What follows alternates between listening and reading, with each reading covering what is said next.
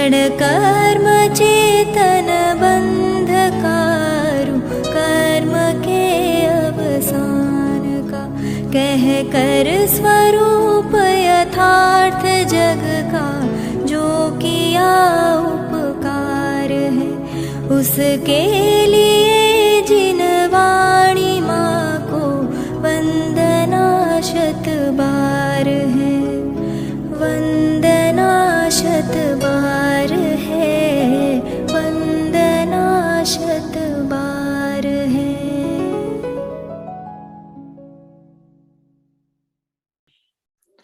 जय श्री ओम नमः सिद्धेभ्यः।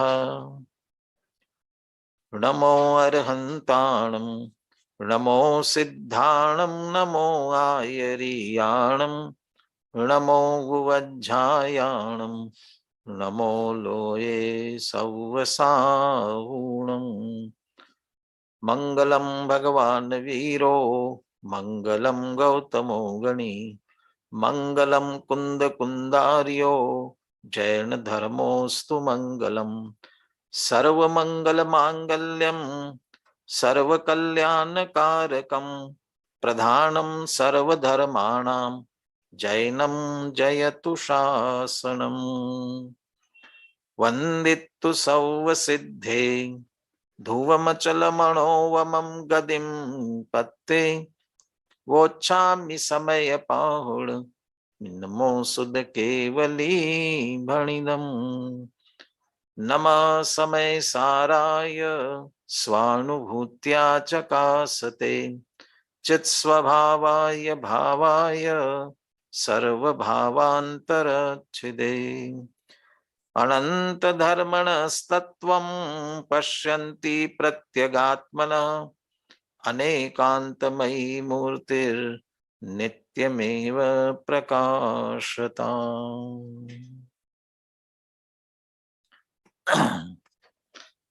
यहाँ आ रही आवाज बराबर? आचार्य कुंद कुंद देव विरचित समयसार परमागम, आचार्य अमृत चंद्र कृत आत्मख्याति टीका, मूल से हम इसका सार ग्रहण करने का प्रयास कर रहे हैं। कल 3 गाथाओं की चर्चा की थी, जिनमें हमने समझा था जीव और पुद्गल में परस्पर निमित्त नैमित्तिक संबंध तो है, निमित्त नैमित्तिक पना होने पर भी कर्ता कर्म पना नहीं है। चूंकि एक दूसरे के निमित्त से एक दूसरे के परिणाम होते हुए देखे जाते हैं, होते हैं, इसलिए निमित्त पने का निषेध नहीं है, स्वीकार किया है उसे। परंतु परस्पर कर्ता कर्मपना होने के लिए व्याप्य व्यापक भाव होना जरूरी है, और चूंकि जीव और पुद्गल के परिणामों में परस्पर व्याप्य व्यापक भाव नहीं है, इसलिए कर्ता कर्म भाव नहीं है। जीव पुद्गल परिणामों का कर्ता नहीं होता, अपने भावों का कदाचित कर्ता होता है। वहां जो कदाचित शब्द का प्रयोग है वह वास्तव में कालवाची कदाचित नहीं है, वह स्यादवाद की अपेक्षा कथनचित के अर्थ में है। कदाचित माने कथनचित, किसी अपेक्षा, किसी अपेक्षा अपने परिणामों का कर्ता तो है। कौन सी अपेक्षा? तो जैसे नाचार्य ने अशुद्ध उपादान कारण अर्थात अशुद्ध निश्चय नय की दृष्टि से अशुद्ध परिणामों का और शुद्ध निश्चय नय की दृष्टि से शुद्ध परिणामों का कर्ता होता है। परंतु जब पुद्गल परिणामों की बात आई थी तब कहा था कि कदाचिदपि कर्ता न स्यात्, पुद्गल परिणामों का वह कभी भी कर्ता नहीं होता है। बनारस दास जी का एक छंद पुनः पुनः हम याद करते ही हैं। ज्ञान भाव ज्ञानी करे, अज्ञानी अज्ञान, द्रव करम पुद्गल करे, यो निहिचे परवान। अपने जो भी परिणाम है, जीव अपने परिणामों का करता है, परंतु पुद्गल के परिणामों का बिल्कुल भी करता नहीं होता है। हमारे चित्त में कदाचित ये प्रश्न खड़ा हो सकता है, द्रव्य संग्रह में तो ये कहा हुआ है, पुग्गल कम्मादीनम कत्ता व्यवहार दो, और जो निषेध करते हैं व्यवहार दो निच्छेदो चेदन कम्मानाद और शुद्ध नया शुद्ध भावानम। तो पुद्गल कर्मों का करता है ये कह दिया ना। अब नए सापेक्ष बात आती है, तब व्यवहार से कर्तापना कह देते हैं, निश्चय नय से नहीं कहते हैं। अब ये नयों की अपेक्षा, या समझ लीजिए जिसे अमृतचंद्र आचार्य ने टीका में कदाचित अर्थात किसी अपेक्षा कर्ता कह सकते हैं, ये जो बात कही थी, तो किस अपेक्षा कहते हैं, कब कहते हैं, किसका कहते हैं, तो इसके लिए 83 गाथा में इस संदर्भ में निश्चय नय का पक्ष प्रस्तुत कर रहे हैं, और अगली 84वीं गाथा में व्यवहार का पक्ष प्रस्तुत करेंगे, और व्यवहार का पक्ष प्रस्तुत करते हुए तत्काल उसका निषेध भी करेंगे। तो आज एक तरह से इस संदर्भ में निश्चय नय का पक्ष हम समझेंगे, फिर व्यवहार की चर्चा, फिर उसका निषेध, और इसी में से दिक्क्रियावादी मिथ्या दृष्टि पने की चर्चा उठाते हुए उसका निराकरण भी करेंगे। 83 गाथा अपन आज देखते हैं, इसके उत्थानिका। ततः स्थितम एतत् जीवस्य स्वपरिणामैरेव सह कर्तृकर्म भावः भोक्तृभोग्य भावश्च। अपनी बात करनी है, इसलिए पुद्गल को गौण कर दिया। नहीं तो ये कहा जा सकता था कि सभी द्रव्य अपने अपने परिणामों के कर्ता भोक्ता होते हैं, लेकिन अकेले जीव की बात करते हुए कह रहे हैं तथा स्थितम एतत्, इसलिए ये बात सिद्ध हुई। जीव और पुद्गल में कर्ता कर्म भाव नहीं है, मात्र निमित्त नैमित्तिक भाव ही है। इसकी सिद्धि करने के बाद ये कह रहे हैं कि इसलिए ये बात सिद्ध हुई, जीवस्य स्वपरिणाम ही एव स कर्तृकर्म भावा, जीव का अपने परिणामों के साथ ही कर्ता कर्म भाव है, और साथ ही कहते हैं भोक्तृभोग्य भावश्च, साथ में भोक्ता भोग्य भाव भी स्वपरिणाम ही रेव, अपने परिणामों के साथ ही है भोक्ता भोग्यपना भी।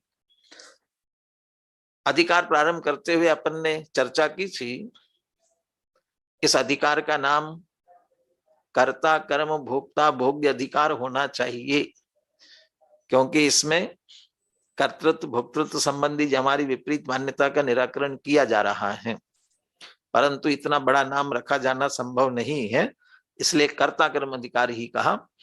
और दूसरा, सारी चर्चा कर्ता कर्म की मुख्यता से ही चलेगी, परंतु एक निर्देश ये समझ लेना चाहिए कि जो कर्ता, जिस अपेक्षा कर्ता होता है उसी अपेक्षा से भोक्ता भी कहा जाता है। नयों की सापेक्षता में एकत्व, ममत्व, कर्तृत्व, भोक्तृत्व और यहां तक कि ज्ञातृत्व भी जिस नय से जिसके साथ होता है उसी नय से वह ये चारों अपेक्षाएं होती हैं।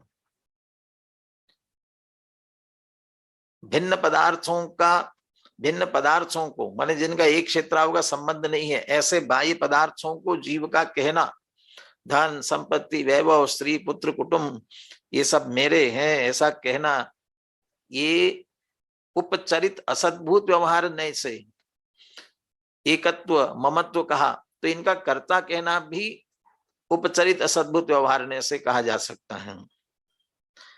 इनका भोक्ता कहना भी उसी उपचरित असद्भुत व्यवहार नय से, और इनका ज्ञाता कहना भी उसी उपचरित असद्भुत व्यवहार नय से। तो नय की परिपाटी, नय की पद्धति है।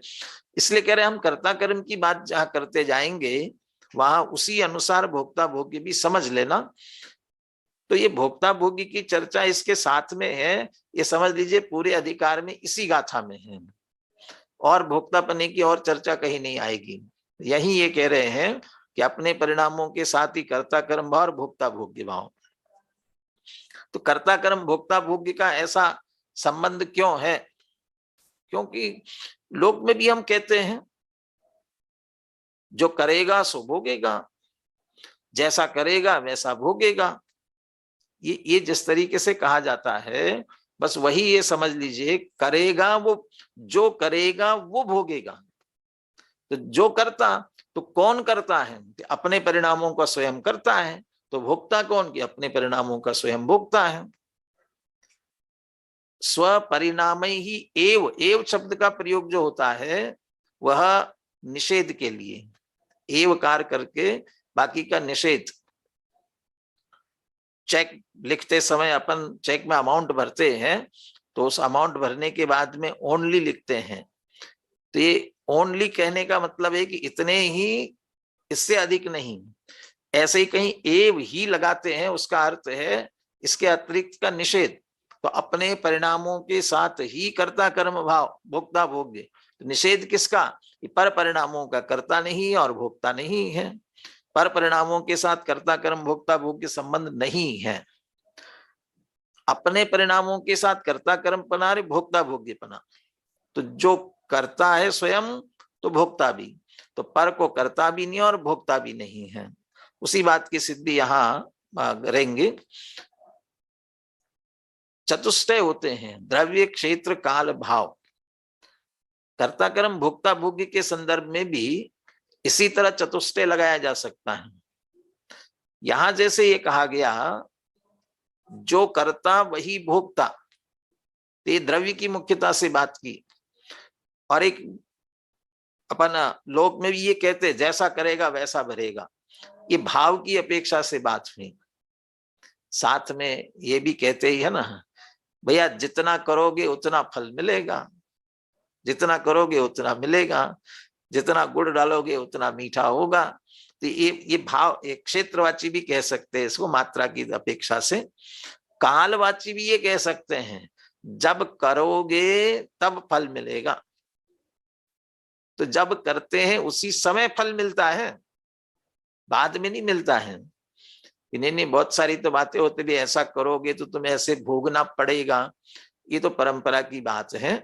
इसके कारण से कर्म का बंध होता है, उदय में आता है, उससे फिर फल मिलता है। वो भी उस समय मिलने वाले उस परिणाम के अनुसार ही फल मिलता है। इसलिए जब करता है तभी भोगता है। तो कर्ता कर्म और भोक्ता भोग्य का इस तरह से जोड़ा है। ये कहा जाए तो दिक्कत नहीं है कि अविनाभावीपना है कर्ता भोक्ता इसका। इसलिए कर्तापने की जो चर्चा चल रही है उसके साथ भोक्ता भोग्य भी समझ लेना। तो वो बात इस गाथा में कह रहे हैं, तो आगे पीछे के लिए भी उसी तरह से समझना है। अपने परिणामों के साथ ही कर्ता कर्म भाव और भोक्ता भोग्य भाव। अब अमृत कुंद कुंद आचार्य की गाथा मूल पढ़ते हैं, 83 नंबर की गाथा। गाथा पाठ कर रहा हूं मैं।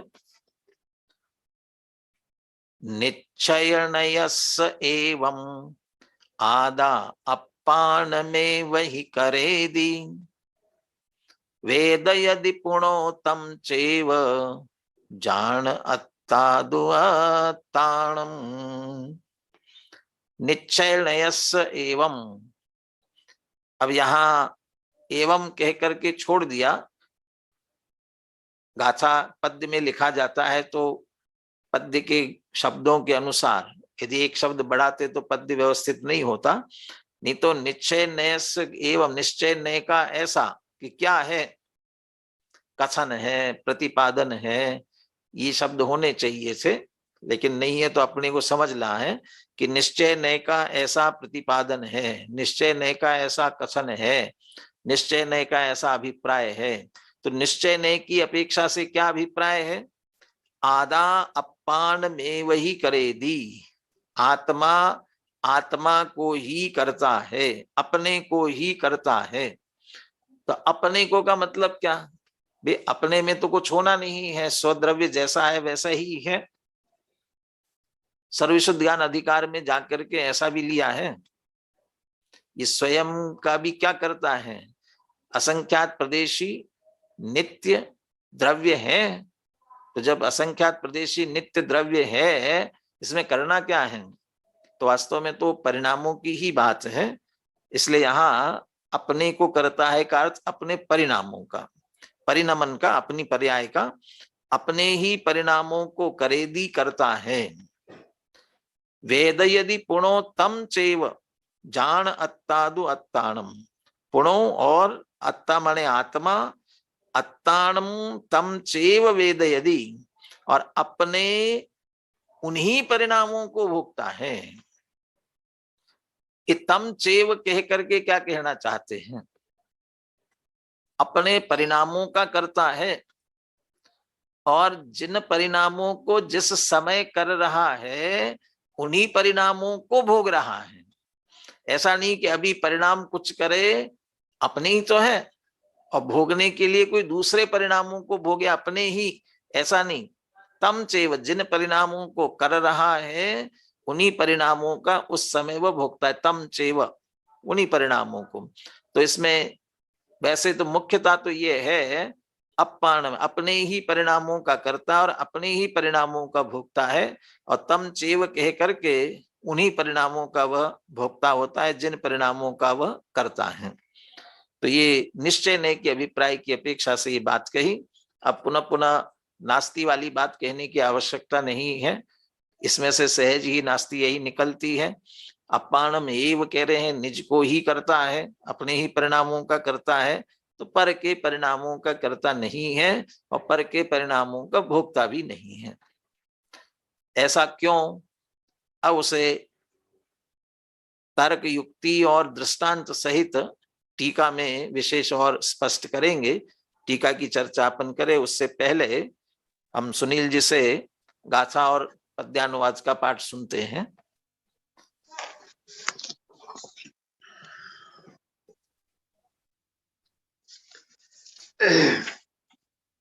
आवाज आ रही भाई साहब? हाँ जी जी। निश्चयन यस एवं आदापान में वही करे दी, वेद यदि पुणोतम चेव जान अत्तादु अत्ताणम। हे भव्य जन तुम जान लो परमार्थ से यह आत्मा, निज भाव को करता तथा निज भाव को ही भोगता। लौकिक दृष्टि से भी ये सिद्धांत है ही, और वस्तु स्वरूप की दृष्टि से भी यही सिद्धांत है कि अपना ही करना और अपना ही भोगना होता है, अन्य का करना और अन्य का भोगना नहीं होता। देखिए अब इसे दृष्टांत सहित टीका में कहते हैं, यथा उत्तरंग निस्तरंग अवस्थयोः समीर संचरण असंचरण निमित्तयोरपि समीर पारावार्यो व्याप्य व्यापक भाव अभावात् कर्तृकर्मत्व असिद्धौ पारावार एव स्वयं अंतर्व्यापको भूत्वा आदि मध्यांतेषु उत्तरंग निस्तरंग अवस्थे व्याप्य उत्तरंग निस्तरंग तो आत्मानं कुर्वन् आत्मानं एकमेव कुर्वन् प्रतिभाति न पुनरन्यत्। समुद्र का उदाहरण लिया है और समुद्र की दो अवस्थाएं पकड़ी हैं। एक अवस्था जिसमें तरंगे उछल रही हैं, और एक अवस्था है बिल्कुल शांत गंभीर समुद्र है, निश्चल है, इसको निस्तरंग कहा, जिसमें तरंगे लहरें उठ रही है, बहुत लहरा रहा है, उथल पुथल हो रही है, और एक बिल्कुल शांत है, निस्तरंग कहा उसे। जब लहरें उठती है तो कब लहरें उठती है, क्यों उठती है, कैसी लहरें उठती है, और जब लहरें नहीं उठती है, समुद्र बिल्कुल शांत है, जिसको निस्तरंग शब्द दिया, कोई तरंग नहीं है, ऐसा कब होता है? कि जैसी हवा चलती है, अभी कल परसों से ही समाचारों में आ रहा था कि उड़ीसा में भयंकर तूफान आने वाला है। फिर समाचार आया कि वो तो किनारे से टकराने से पहले ही हल्का पड़ गया। और ये भी अंदाज लगा लेते हैं कि कितनी ऊंची ऊंची लहरें उठेंगी, कितनी तेज आएगा। ये सब किसके आधार से? कितनी तेज लहरें कैसी चल रही है समुद्र में, ये सब किसके आधार से? कहते जितनी तेज हवा चलती है उतनी तेज लहरें उठती है। तो हवा चलेगी तो लहरें उठेंगी, तरंगित, समुद्र तरंगित होगा, उस तरंग शब्द दिया उसे। और शांत है कि क्यों? कि हवा नहीं चल रही है। इसका मतलब हवा ही समुद्र को उत्तरंग अवस्था रूप करती है, तो उसका कर्ता हवा होना चाहिए। ये इसी बात का यहाँ निषेध कर रहे हैं। जो पिछले गाथा में कह दिया था, ये निमित्त नैमित्तिकपना तो होता है, कर्ता कर्म नहीं होता, इस बात को समुद्र की ये दोनों अवस्थाओं में लगा रहे हैं। लेकिन हवा तो चलाने में निमित्त हो सकती है, नहीं चलाने में कैसी होगी? तो जैसे समुद्र की दो अवस्थाएं पकड़ी है, ऐसे हवा की भी दो अवस्थाएं ले रहे हैं। अब अपन मूल से देखते हैं। इसे देखिए, यथा जैसे उत्तरंग निस्तरंग अवस्थयो हो, ये पारावार यो आगे शब्द दिया, पारावार। पारावार का मतलब समुद्र, वारी, वारी माने पानी, और पानी का अपार, पार का जिसमें वार नहीं है, ऐसा पारावार माने समुद्र के लिए कहते हैं। ये दो तरह की अवस्था समुद्र की, उत्तरंग और निस्तरंग। इन अवस्था में अवस्थयो हो समीर संचरण असंचरण निमित्त यो हो। कौन निमित्त है इसमें? कि समीर माने हवा का संचरण चलना, असंचरण माने नहीं चलना, ये निमित्त है। तो समीर संचरण, हवा का चलना, किसमें निमित्त होगा? उत्तरंग। जैसी हवा चलती है वैसी बड़ी बड़ी लहरें आती हैं। और निस्तरंग है तो इसमें क्या निमित्त बना? कि हवा का नहीं चलना। अधिकतर सुबह के समय जाएंगे तो समुद्र बिल्कुल शांत दिखाई देगा, और शाम को दरिया के किनारे जाएंगे तो बड़ी बड़ी लहरें उठती हुई दिखेंगी। तो क्यों? कि हवा भी हवा नहीं चल रही है, शांत है। तो हवा का नहीं चलना, इसको भी निमित्त लिया। तो जैसे हवा का चलना नहीं चलना, ये उत्तरंग निस्तरंग अवस्था में निमित्त होते हैं। तो निमित्त यो हो अपि, ऐसा होने पर भी। अब कहते जब हवा ही चल रही नहीं चल रही, ये कारण बन रहे हैं, तो यही उस उत्तरंग निस्तरंग अवस्था करता होंगी ना। अब इसका निषेध करेंगे। अपि ऐसा होने पर भी समीर पारावार्यो व्याप्य व्यापक भाव अभावात कर्तृ कर्मत्व असिद्धौ। चूंकि हवा में और समुद्र में, जो वायु हवा चलती है और समुद्र, इनमें परस्पर में व्याप्य व्यापक भाव का अभाव है। हवा हवा है, पानी पानी है, ये दोनों में व्याप्य व्यापक भाव का अभाव होने से कर्ता कर्मपने की असिद्धि है। और कर्ता कर्मपने की असिद्धि है तो फिर वो समुद्र की ये जो लहरें बड़ी बड़ी उठ रही है, फिर उनका कर्ता कौन है? पारावारः एव स्वयं अंतर्व्यापकः भूत्वा आदि मध्यांतेषु व्याप्य, आदि मध्यांतेषु व्याप्य, आदि मध्यांतेषु उत्तरंग निस्तरंग अवस्थे व्याप्य। उत्तरंगम निस्तरंगम तो आत्मानम कुर्वन्। तो पारावारः एव समुद्र ही स्वयं अंतर्व्यापक होकर के, ये पुनः आप 76वीं गाथाओं में याद करो जिसमें इन शब्दों का प्रयोग किया गया था। आदि मध्यांतेषु व्याप्य, आदि मध्यांत में व्याप्त होकर के, कहा? उत्तरंग और निस्तरंग अवस्था में स्वयं व्याप्त होकर के। अब आप देख लीजिए, वो लहर उठती हवा के तेज चलने से, वो जो उतनी ऊंची लहर उठी है वो पानी की है कि हवा की है? किसकी है? हवा यदि ऊपर ऊपर चल करके निकल जाए तो लहर तरंग तो नहीं कहलाएगी। लेकिन जितनी ऊंची तरंग उठी है वो ऊंची तरंग में पूरा पानी ही तो है, हवा कहाँ है? हवा निकल जाती है, पानी वापस अपने में मिल जाता है। और जब वो बिल्कुल शांत रहता है तब भी उसमें पानी व्याप्त है। माने ये दोनों अवस्थाओं में वो पानी आता समुद्र का, पानी का समूह समुद्र, समुद्र ही व्याप रहा है, समुद्र ही उछलता है, समुद्र ही शांत होता है। तो उसका व्याप्य व्यापक बना होने से अब यहां भी आदि मध्यांतेषु, यहां भी काल और क्षेत्र की अपेक्षा लगाना। क्षेत्र की अपेक्षा तो कोई तरंग उठी, तो वो तरंग जो उठी है अब यहां समुद्र के यहां से प्रारंभ करते हुए ऊंची तरंग उठी है ऊपर तक, आदि मध्य और अंत। ये पूरी तरंग में आदि मध्यांत में पूरे में समुद्र ही तो व्याप रहा है, पानी के समूह रूप समुद्र व्याप रहा है। तो आदि मध्यांत में अंतर्व्यापक होकर के और निस्तरंग हो रहा है। तो देख लो एक तरफ से लेकर दूसरी तरफ तक आदि मध्यांत में सर्वत्र समुद्र ही व्याप रहा है।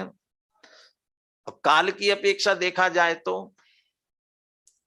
हवा चलना शुरू होती है तो शुरू में थोड़ी थोड़ी लहरें उठने लगती हैं, फिर बढ़ जाती है, बहुत तेज ऊंची ऊंची होने लगती है, और फिर धीरे धीरे कम होती जाती है, फिर शांत होता है। तो ये आदि शुरुआत हो गई, फिर मध्य बहुत ऊंचाई तक पहुंच गया और फिर अंत आ गया धीरे धीरे। ये जो आदि मध्यांत, तो आदि में भी समुद्र ही था, मध्य में भी समुद्र ही था, अब अंत में शांत हो गया तो उसमें भी समुद्र ही है। और अभी कहेंगे कि सुबह अभी शांत है इसकी आदि, फिर और शांत रहा मध्य, और अब बस अब लहरें शुरुआत हो गई अंत, तो तब तक वह समुद्र ही उसमें व्याप्त रहता है। तो ये कालवाची भी आदि मध्यांतेषु व्याप्य कह सकते हैं। तो उत्तरंग और निस्तरंग इन दोनों अवस्थाओं में समुद्र ही व्यापता है, और समुद्र ही व्याप्त होकर के आत्मानं कुर्वन्, आत्मानं एकमेव कुर्वन् प्रतिभाति न पुनरन्यत्। उत्तरंग निस्तरंग अवस्था रूप से आत्मा को करता हुआ। अब यह आत्मा का अर्थ तो ये भी बराबर प्रकरण के अनुसार आत्मा का अर्थ लेना चाहिए। आत्मा का अर्थ यहाँ ये आत्मा नहीं है ज्ञाता दृष्टा आत्मा बन जाओ भगवान परमात्मा, वो वाला आत्मा नहीं है यहाँ। या आत्मा का मतलब स्वयं को, वह समुद्र अपने आप को उत्तरंग निस्तरंग अवस्था रूप से स्वयं को करता हुआ, अपने को, अपने स्वयं आत्मानं कुर्वन्, अपने को ही उस रूप करता हुआ, और साथ में कहते हैं आत्मानं एकमेव कुर्वन्, अपने आप को ही करता हुआ, यानी समुद्र ही स्वयं को उस रूप से करता है। ये हमें दिखाई देता है। हवा चली गई, हवा हो गई, वहां से हवा थोड़ी रुकी है, हवा तो चली गई। ये सारी अवस्था समुद्र ही। और हम जैसे परिणमने की बात करते हैं, यदि वो 3 क्रियाएं भी लगाई जाए ना, इसमें से 3 में से निर्वर्त्य, विकार्य और प्राप्य, तो वो जो तरंग अवस्था उत्पन्न हुई उपपज्जति, और उस रूप से स्वयं वो परिणमित हुआ परिणम दी, और ऐसी उस अवस्था को उसने समुद्र ने ही प्राप्त किया। इसलिए गिन्न दी, जिसके प्राप्त विकार निर्वर्त्य रूप अवस्थाएं हुई है, वह सारी अवस्था स्वयं उस एक अपने की ही हुई है। वह अपने को ही उस रूप करता हुआ प्रतिभासित होता है, न पुनः अन्यत, कोई दूसरा नहीं। वह स्वयं को करता हुआ प्रतिभासित होता है, अर्थात अपने परिणामों का वही करता है। जिस हवा को निमित्त कहा गया था वो करता नहीं है, क्योंकि आदि मध्यांत में व्यापी नहीं है, इसलिए वह करता नहीं होती, स्वयं ही करता होता है। यह भी कर्ता कर्म पे घटित किया, भोक्ता भोग्य पर भी घटित करते हैं। यथा सह एव च भाव्य भावक भाव अभावात् पर भावस्य परेण अनुभवितुम अशक्यत्वात् उत्तरंग निस्तरंग तो आत्मानम अनुभवन् आत्मानम एकमेव अनुभवन् प्रतिभाति न पुनः अन्यत्। और इसी प्रकार से वह अपने आप को ही पर के द्वारा पर का अनुभवन होना अशक्य है। जैसे कर्ता कर्म के लिए व्याप्य व्यापक भाव की अनिवार्यता सिद्ध की गई है, ऐसे भोक्ता भोग्य होने के लिए भाव्य भावक भाव लिया गया है। ये भाव्य भावक भाव को भी थोड़ा सूक्ष्मता से समझने की आवश्यकता है और प्रकरण के अनुसार समझने की आवश्यकता है। जब हम पीछे फिर से जाते हैं यदि, तो हम 32 और 33 नंबर की गाथा जो भाव्य भावक संकर दोष का अभाव करती है या भाव्य भावक भाव का अभाव करती है, जित मोह और क्षीण मोह जिन वाली स्तुति में वहां भाव्य भावक शब्द का प्रयोग किया। 36-37 नंबर की गाथा में 36 नंबर की गाथा में भावक भाव से भेद विज्ञान किया। नत्थि मम मोह आदि बुद्धि उवोग एव अहमिको। और अभी आगे चल करके पुनः भावक भावों के साथ कर्ता कर्म पना और गेय भावों के साथ कर्ता कर्म भाव की चर्चा आगे 94, 95, 96 गाथाओं में आगे फिर लेने वाले हैं। वहां जो भावक भाव्य शब्द का प्रयोग करते हैं, वहां भावक भाव्य भाव्य भावक वहां पर मोहनीय कर्म का उदय जो हमारे राग द्वेषादि भाव कराने में निमित्त बनता है, फल देने की सामर्थ्य सहित जो उदय में आया मोहनी कर्म, वो भाव कराने वाला निमित्त के रूप में, इसलिए उसे तो कहते हैं भावक। और उसके उदय से होने वाले मोह राग द्वेषादि ये भाव, और उसमें एक में करता हुआ जो आत्मा उस रूप होता है वह भाव्य। और ये दोनों को एक में एक मानना वह भाव्य भावक भाव का संकल्पना वहां कहा था। और चूंकि वो मोह राग द्वेषादि भाव हमारे नहीं है, जड़ पुद्गल के हैं, उन्हें कराने वाला, उन भावों को भाव कराने वाला वो मोह कर्म, इसलिए भावक के भाव कहे जाते हैं। वहां जहां ये विकारी भावों के साथ भावक के भाव भाव्य भावकपना कहा जाता है, वह ये विवक्षा समझ लेना। और जहां एक ही द्रव्य में भोक्ता भोग्य की अपेक्षा भाव्य भावकपना कहा जाएगा, वहां ये समझ लेना प्रत्येक द्रव्य निज भावों को करने वाला होने से भावक भाव करने वाला है, उन भावों रूप से स्वयं होता है, होने योग्य, इसलिए भाव्य है। और भाव शब्द अनुभवन के अर्थ में भी लिया गया यहाँ, अनुभवना। चूंकि जड़ तो अनुभवता नहीं है, चैतन्यपना उसमें नहीं है, इसलिए वह तो अनुभवता नहीं है, इसलिए वहां अनुभवन का अर्थ लेना उस रूप होना, एक तो परिणमना और साथ में उस रूप होने के अर्थ में लेते हुए अनुभवन लगा लेना। तो यहाँ कह रहे कि वो समुद्र ही स्वयं, अब यहाँ कह रहे हैं वो हवा के साथ भाव्य भावक भाव का अभाव है। भाव्य भावक भाव अभावात, भाव्य भावक भाव का अभाव होने से, और साथ में ये तर्क देते हैं पर भावस्य परेण अनुभवितुम अशक्यत्वात्, किसी पर द्रव्य के भाव को कोई दूसरा भोगे ये शक्य नहीं है, क्योंकि भाव्य भावक भाव का अभाव है, इसलिए भोग ही नहीं सकता है। लोक में कहते तो हैं भैया कोई दुख तकलीफ हो तो कह दो, क्या होगा, ये कहने से दुख बढ़ जाता है। बहुत लोग ऐसा भी कहते भैया किसी के कदाचित सुख में नहीं जाओ तो दुख में तो जाना चाहिए, और हम दुख आपस में बांट के सह लेंगे। तो ऐसा होता है कभी? एक अरे माँ बेटे का दुख नहीं ले सकती है, बेटा माँ का, पिता किसी का परस्पर जिस समय जिसे जो पीड़ा हो रही है, दुख हो रहा है, वह उसे स्वयं ही भोगना पड़ता है। और सुख के लिए भैया दुख हो तो हम अपना अपना भोगना चाहिए, लेकिन सुख हो जाए तो सबके साथ मिल बांट करके भोगना चाहिए। अरे वहां भी जो अपने को सुख हुआ है तो उस सुख को भी स्वयं ही भोग सकता है, कोई दूसरे को दे नहीं सकता, हर एक का अपना अपना है। तो ये सिद्धांत पर भावस्य परेण अनुभवितुम अशक्यत्वात्, पर का पर के द्वारा अनुभव होना शक्य ही नहीं है। जिसका जो है वह उसका ही अनुभव होता है, कितना भी हो जाए तब भी। लोक में कहा जाता है ना, कभी कभी दाढ़ में दर्द हो रहा हो तो हम कहते तो है मेरे दाढ़ में बहुत दर्द हो रहा है, कितना, इतना कि बता नहीं सकता हूँ। तो सामने वाला थोड़ा अनुमान तो कर लेता होगा ना, हाँ अनुमान कर लेता, बहुत दर्द हो रहा है, इतनी चेहरे पे पीड़ा दिख रही, तो ये कैसा हो रहा है। हाँ थोड़ा सा भाव भाषण वो कर सकता है जिसे स्वयं कभी दाढ़ में दर्द हुआ हो, तो ये थोड़ा अनुमान लगा सकता, हाँ ऐसा हो रहा होगा अपने दर्द के साथ में।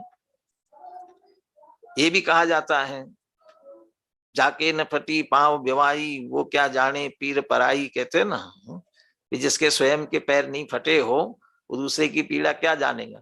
लेकिन वो जो अपने को तकलीफ होती है वो स्वयं, लेकिन कैसी हुई वो हमें स्मृति में है तो हम उससे मेल कर सकते हैं। लेकिन एक दूसरे को तो न सुख न दुख कभी भोग ही नहीं सकते हैं परस्पर में। हाँ निमित्त की अपेक्षा से परस्परोपग्रह जीवानाम सुख दुख जीवित मरणोपग्रहाश्च, ये तो निमित्त निमित्त की अपेक्षा कही गई बातें हैं, लेकिन वास्तव में तो पर भावस्य परेण अनुभवितुम अशक्यत्वात्, पर का पर के द्वारा अनुभवन अशक्य होने से, क्योंकि भाव्य भावक भाव का अभाव है, इसलिए समुद्र ही उत्तरंग निस्तरंगम तो आत्मानम अनुभवन, उत्तरंग निस्तरंग जो भी अवस्था है उसको अनुभव करता हुआ, भोगता हुआ, समुद्री भोग रहा है। चूंकि वह जड़ चेतन कहते हैं तो भोगना क्या माने होने के अर्थ में लेना अनुभवन, और आत्मानम एकम एव अनुभवन प्रतिभाति न पुनः अन्यत्, एक ही वो स्वरूप होता हुआ प्रतिभासित होता है और कोई दूसरा नहीं है। ये समुद्र पर सांगोपांग घटित किया। अमृतचंद्र आचार्य की दृष्टांत देने की शैली इसी तरह से है। अब इसको बिल्कुल सिद्धांत पर पूरी तरह से घटित करते हैं। साथ ही सुनील जी बैठे हैं इसलिए मैं यहाँ भाषा के संदर्भ में भी कहता हूं, यहाँ पर भी अनुप्रास अलंकार का कितना सुंदर प्रयोग किया। यथा उत्तरंग निस्तरंग अवस्थयो समीर संचरण असंचरण निमित्तयोरपि समीर पारावार यो, स शब्द की र शब्द की पुनरावृत्ति करते हुए वायु शब्द का प्रयोग, और भी शब्दों का प्रयोग हो सकता था कि समीर, चलने के लिए भी दूसरे शब्दों का प्रयोग हो सकता था कि संचरण, और उधर समीर के साथ पारावार। ये भाषा की एक सुंदरता मधुरता अमृतचंद्र आचार्य की ये भी देखने को इसमें मिलती है। चले अब ये तो समुद्र से तो हमें क्या लेना देना, हमें तो अपनी आत्मा से मतलब है, आत्मा अपने ही परिणामों का कर्ता भोगता है। अब ये सिद्धांत पर घटित करते हैं। तथा वो यथा था, ये तथा, तथा जीव की भी दो अवस्था पकड़ते हैं, संसार निस्संसार अवस्थयो हो, उद्गल कर्म विपाक संभव असंभव निमित्तयो हो। जीव की भी दो दशाएं, संसार और निस्संसार, सीधे सीधे दो पकड़े। जीवों के भी भेद करते तो तौर सूत्र में दो ही भेद किए ना, उपयोगो लक्षणम, वो सद्विदोष्ट भेदावुत के जीवों के संदर्भ में संसारिणो मुक्ताश्च, दो भेद कर दिए सीधे सीधे। इसलिए वो दो अवस्थाएं लेते हैं, एक संसार अवस्था है, एक निस्संसार अवस्था है। जीव की संसार अवस्था कहां तक मानेंगे, संसार अवस्था कहां तक, निगोद से लेकर के सबसे हीन दशा है।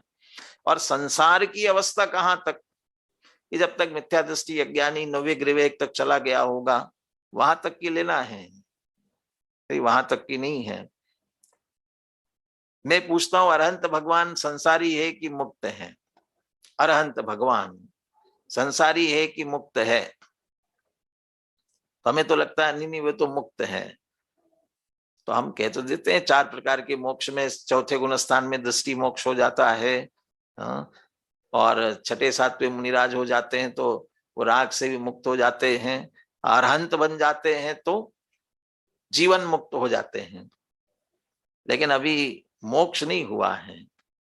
वास्तविक मोक्ष कहाँ होगा, जब सिद्ध बनते हैं तभी वास्तव में मोक्ष होता है। तो फिर अरहंत अवस्था क्या है, मोक्ष की संसार। तो चूंकि 4 घाती कर्मों का अभाव तो हो गया है, चार अघातीय भी शेष है, इसलिए उन्हें कहीं कहीं नो संसारी कह दिया है। ईशत संसारी, नो संसारी, किंचित संसार भी है। क्यों? क्योंकि ये दो कारण साथ में लगा देते हैं ना। पुद्गल कर्म विपाक संभव असंभव, संसार निस्संसार अवस्थयो हो। तो संसार अवस्था में कारण क्या, निमित्त क्या, कि पुद्गल कर्म विपाक संभव, संभव माने होना, पुद्गल कर्म का विपाक फल देने की सामर्थ्य सहित उदय का होना कहां तक है? अरहंत, अरहंत अवस्था में कब तक रहते हैं? जब तक आयु कर्म का उदय चल रहा है। आयु कर्म क्षय हुआ माने वही मुक्त हो जाता है, तो वहां उन्हें आयु नामक पुद्गल कर्म का विपाक संभव है, इसलिए अभी वह संसार अवस्था में है। और जैसे ही आयु का क्षय हुआ, उसके साथ साथ बाकी के भी तीनों का क्षय साथ ही होता है, आघाती कर्मों का भी क्षय होता है। पुद्गल कर्म कुछ बचा ही नहीं, तो उसका विपाक कहां से होगा और संभव कहां से होगा? असंभव। तो सिद्ध भगवंतों के लिए पुद्गल कर्म विपाक असंभव, तो इसलिए वह निस्संसार अवस्था हो गई। ससंसार निस्संसार, संसार सहित और संसार रहित। असंसार माने क्या? संसरणमिति संसारा, घूमना। कहाँ घूमना? देखिए टोडरमल जी दोनों तरह से पकड़ते हैं। ये चार गतियों में परिभ्रमण करना, इसका नाम भी संसार है। और साथ में ये कहते हैं औपादिक भावों में परिभ्रमण पना। औपादिक भाव, मोह राग द्वेष, इनमें भी तो निरंतर संसरण कर रहे हैं। ये संसार दशा, संसार सहित की दशा। और जहां ये कुछ नहीं है, निस्संसार, ये संसरण, तो चार गति वाली चंचलता से भी रहित। इसलिए सिद्ध भगवंतों के पहली गाथा के विशेषण में ध्रुव अचल अनुपम, तो ध्रुव भी कहा और अचल भी कहा। तो ये विनाशिकता का अभाव, उसकी अपेक्षा से ध्रुवता, और चार गति की जो चंचलता थी, चला चलता थी, उससे रहित होने से अचलपना लिया, तो निस्संसार अवस्था। तो निस्संसारपना क्यों हुआ? पुद्गल कर्म विपाक असंभव, अब है नहीं, असंभव। परंतु ये सभी निमित्त यो अपि, ये निमित्त होने पर भी इनका सबका कर्ता पुद्गल कर्म नहीं है। कि क्यों? पुद्गल कर्म जीवयो हो व्याप्य व्यापक भाव अभावात। जो पुद्गल कर्म निमित्त बन रहे हैं, उसका जीव के साथ व्याप्य व्यापक भाव का अभाव है, इसलिए कर्तृ कर्मत्व सिद्धौ, उनमें कर्ता कर्मपना नहीं हो सकता। माने मैं संसार में हूं, मुझे संसारी किसने किया? कि कर्म ने। अरे जड़ कर्म घुमाता है मुझको, यह मिथ्या भ्रांति रही मेरी, वो नहीं कराने वाला, तो फिर कौन करा रहा है? मैं रागी द्वेषी हो लेता, परिणति होती जड़ केरी। ये तो मैं ही कर रहा हूं, यो भाव कर्म या भाव मरण सदियों से करता आया हूं। इसलिए कहते हो पुद्गल कर्म और जीव में व्याप्य व्यापक भाव का अभाव होने से उसमें कर्ता कर्मपना नहीं है, असिद्ध हो। तो फिर हमें अपने आप को संसार रूप निस्संसार रूप कौन कर रहा है? जीवा एव स्वयं अंतर व्यापक भूत्वा आदि मध्यांतेषु संसार निस्संसार अवस्थे व्याप्य, जीव स्वयं ही अंतर व्यापक होकर के आदि मध्यांत ने, अब आदि मध्यांत में यहां भी लगा लेना कालवाची और भाव क्षेत्रवाची भाववाची, संसार निस्संसार अवस्था में व्याप्त होकर के स्वयं व्याप्ता है, कर्म नहीं व्याप्ते हैं। संसार निस्संसारम व आत्मानम पूर्वम, अपने आप को संसार या निस्संसार रूप से करता हुआ आत्मानम एकमेव कुर्वन् प्रतिभातु मां पुनः अन्यत्, अपने आप को एक का ही करता वह प्रतिभासित होवे। होवे का मतलब जानो, उसको मानो कि वह स्वयं अपना ही वही करता है और कोई दूसरा नहीं है। जैसे कर्ता कर्म पर लगाया वैसे भोक्ता भोग्य पर लगाते हैं। तथा अयम एवच, यही आत्मा भाव्य भावक भाव अभावात पर भावस्य परेण अनुभवितुम अशक्यत्वात्, भाव्य भावक भाव का अभाव होने से पर भाव का पर के द्वारा अनुभवन अशक्य है। इसका अर्थ कहने में तो ये अब इस दृष्टि से ये कितना स्थूल कथन है। भैया हम तो कर्मों का फल भोगते हैं, ये कर्मों का फल नहीं भोगते हैं, अपने ही परिणामों को भोगते। कर्मों का फल वही वही व्यवहार। तो द्रव्य संग्रह में इसीलिए तो कहा व्यवहारा स्व दुखम पोगल कम्म फलम भुंजेदी आदा निश्चय ने दो चेदन भावम खुआदस। आदस अपने ही चैतन्य भावों को ही भोगता है, वो तो निमित्त मात्र है उनका भोगना। क्यों? क्योंकि वहां भाव्य भावक भाव का अभाव है, उनका भोगना नहीं होता है। टोडरमल जी ने जो कुत्ता हड्डी चबाता है वाला उदाहरण दिया हुआ है, उसका भी यहाँ स्मरण कर लेना, अभी विस्तार में नहीं जाएंगे। आप उसे स्मरण करते हुए ये देख ले कि वो उसका उपभोग नहीं कर रहा है कि स्वयं का ही। ऐसे 5 इंद्रिय विषय भोगों को भी हम भोगते हैं, ऐसा जो कहते हैं, और 5 इंद्रिय विषय भोगों को नहीं भोगते, हम अपने आप को ही भोगते हैं। यहां तक कि हम दूसरे को उपकार करने की बात भी कहते हैं ना, भैया ये इसके ऊपर उपकार किया, बहुत करुणा है इसलिए उसके लिए हमने ये दे करके बहुत इसका उपकार किया। अरे दूसरे का कोई उपकार नहीं करता है। किया क्या है? तुम्हारे अंदर करुणा हो रही थी, तुम अपने विवल हो रहे थे, तो दे करके अपने परिणामों को शांत किया, स्वयं को ही किया, दूसरे का कुछ नहीं किया है।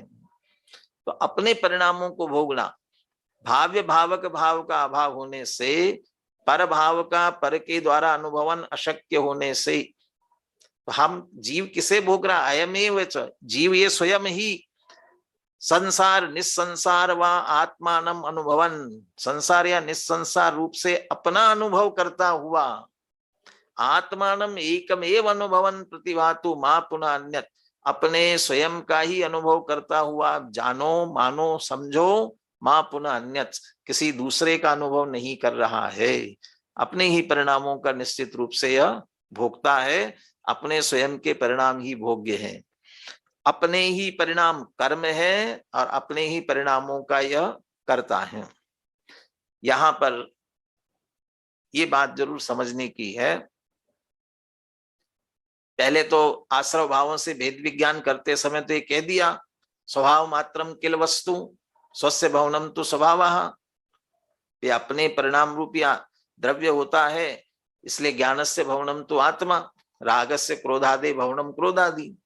तो वहां तो क्रोधादि को पुद्गल का जड़ का कह के उसमें डाल दिया था। अभी यहाँ कह रहे हैं संसार माने विकारी परिणमन, निस्संसार माने अविकारी परिणमन। ये जो जीव के परिणमन है वो जीव के हैं, अब विकारी परिणामों को भी अब जीव में ले रहे हैं। ऐसा क्यों कर रहे हैं? तो ये अपेक्षाकृत कथन, जैसे गुरुदेव अनेकों बार ये कहते हैं श्रीमद जी के उद्धरण के साथ में, जहां जहां जे जे योग्य छे तहां समझूं ते, जहां जहां प्रकरण के अनुसार प्रयोजन के अनुसार उसे समझ लेना चाहिए। अनुशीलन से आप जरूर इसे पढ़ेंगे, उसमें गुरुदेव का विशिष्ट उद्धरण इसमें दिया हुआ है। गुरुदेव ये कहते हैं विकारी भाव का कर्ता कहना भी प्रयोजन भूत है, और विकारी भाव का कर्ता नहीं है, अविकारी भाव का ही कर्ता, ये कहना भी प्रयोजन भूत है। जो विकार का मैं करता ही नहीं हूं ऐसा मानकर स्वच्छंद हो रहा है, उसके लिए विकारी भाव का कर्ता तू ही, ये कहना आवश्यक है। और समय सार में आगे ये सब बात कही भी गई है कि जीव ही इसका करता है।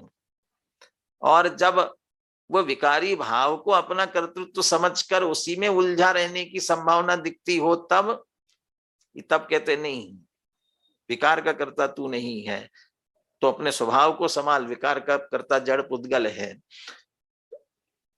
दूसरी विवक्षा लेते हैं, जब स्वद्रव्य परद्रव्य के बीच विभाजन करना हो, भेद विज्ञान कराना हो, तो अपने परिणामों की जिम्मेदारी अच्छे बुरे विकारी अविकारी सबकी अपनी है, लेकिन जड़ की नहीं है, जड़ कर्म का कर्ता नहीं है। और जब स्वभाव विभाव के बीच भेद विज्ञान कराना होता है, तब विकारी भावों को पर में पुद्गल में जड़ में डाल देते हैं। तो विवेक्षाकृत समझ लेना चाहिए। और जब परम शुद्ध निश्चय ने उत्कृष्ट की बात आती है, उस परम शुद्ध निश्चय ने उत्कृष्ट की अपेक्षा से तो एकदम अकर्ता भी कहते हैं, कुछ करना ही नहीं है, अकर्ता है, सर्वथा अकर्ता है।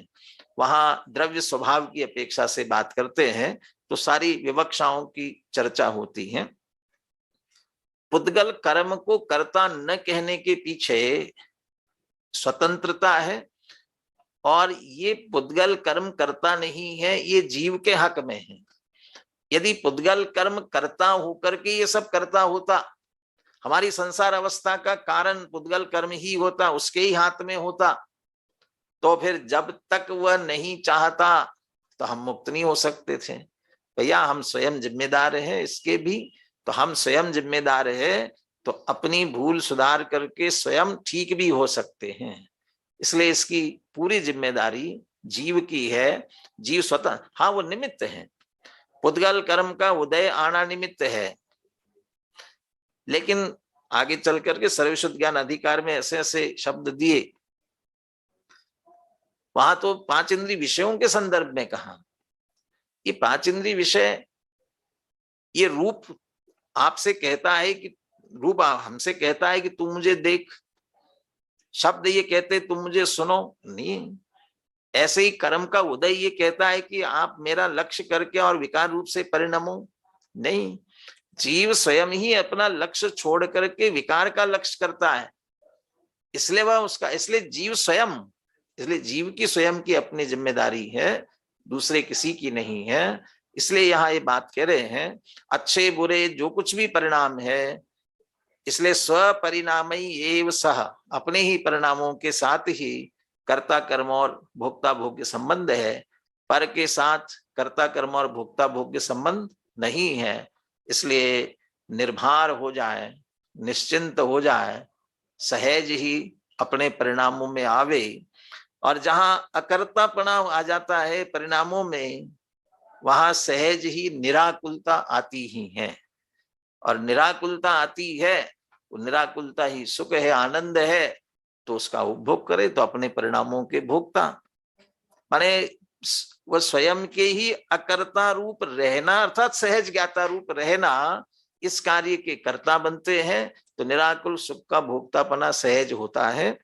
और यदि अज्ञान से मैं करता हूं ऐसा करते हुए विपरीत परिणाम करते हैं, तो उन विकारी भावों के कर्ता भी बनते हैं, उससे आकुल वाकुल होने वाले परिणामों के भोक्ता भी बनते हैं। तो अपने ही परिणामों का कर्तृत्व और भोक्तृत्व है। इस बात को समझते हुए पर के कर्तृत्व और साथ में 5 इंद्रिय विषय भोगों का भोक्तृत्व जो पड़ा हुआ है, सुख बुद्धि भोग ही नहीं सकते हैं, उनके साथ भोक्ता भोग्य संबंध ही नहीं है, ऐसा समझते हुए भी उधर से दृष्टि हटा करके हम स्वसन्मुख होवे, इस मंगल भावना के साथ आज की चर्चा पूर्ण करते हैं। और अगला सेशन जो अगले शनिवार रविवार को लेंगे, उसमें 84, 85 और 86वीं गाथा और उसके बाद के कलश भी लेने का अपन प्रयास करेंगे, जिसमें व्यवहार का पक्ष प्रस्तुत करेंगे और उसमें दोष देते हुए द्विक्रियावादी मिथ्या दृष्टिपना कैसे और उसका निराकरण, ये प्रकरण अपन अगले सत्र में लेंगे।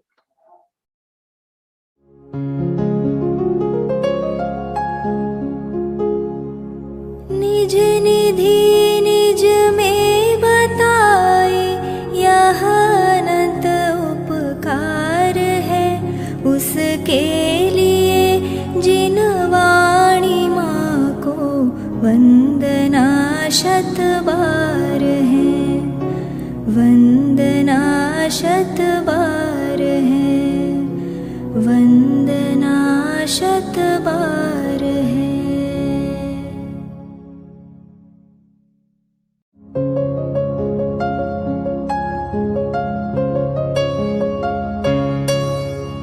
हे जिन वाणी भारती तो ही जपो दिन रैन, जो तेरी शरणा गहे सो पावे सुख चैन। जा वाणी के ज्ञान ते सूझे लोकालोक, सो वाणी मस्तक नवो सदा देत हो ढोक।